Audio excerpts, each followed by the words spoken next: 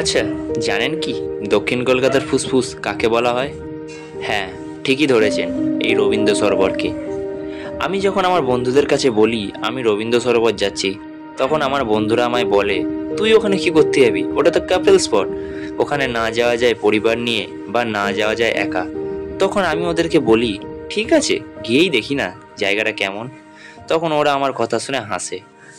হ্যাঁ, আমি যখন এই জায়গায় এসে পৌঁছালাম আর নিজের চোখে সব কিছু দেখলাম, তখন আমি মনে মনে ভাবতে লাগলাম যে আমি যদি আমার বন্ধুদের কথা শুনে না আসতাম, তাহলে এত সুন্দর দৃশ্য আর দেখতে পেতাম না।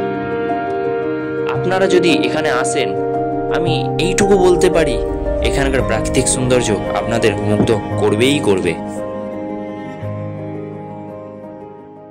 ঘোরার পর একটা জায়গায় বসেছি, তো বসে এখানে রেস্ট নিচ্ছি। সত্যি কথা বলতে খুবই একটা ভালো জায়গা, কারণ এত সুন্দর প্রকৃতির মাঝে এত সুন্দর যে জায়গা আছে, তো তোমরা না এলে বুঝতে পারবে।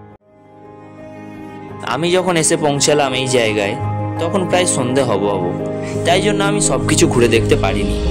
আর এই পার্ক খোলা হয় সকাল 8টায় এবং বন্ধ করা হয় রাত্রির 8টার সময়।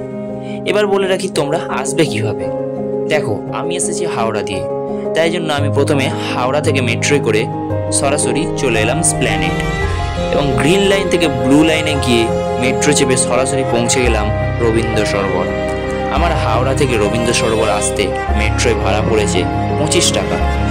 এই রবীন্দ্র সরোবর তোমরা শিয়ালদা থেকে ট্রেনে আসতে পারো এবং হাওড়া বা শিয়ালদা থেকে বাসেও আসতে পারো। দেখো, আমি যে ভুলটা করেছি তোমরা সেই ভুলটা করো না। আমার বাড়ি থেকে বেরাতে অনেকটা দেরি হয়ে গেছিলো, তাই জন্য এখানে আমি এসে যখন পৌঁছালাম তখন সন্ধ্যা হব, তাই জন্য আমি সব কিছু ঘুরে দেখতে পারিনি, আবার বাড়ি ফিরতে হয় বলে। তো তোমরা যদি আসো, হাতে অনেকটা সময় নিয়ে আসবে, কারণ এখানে ঘুরে দেখবার মতন অনেক কিছু আছে। সময় নিয়ে নিয়ে প্রত্যেক কটা জায়গা ঘুরে দেখো, অবশ্যই ভালো লাগবে।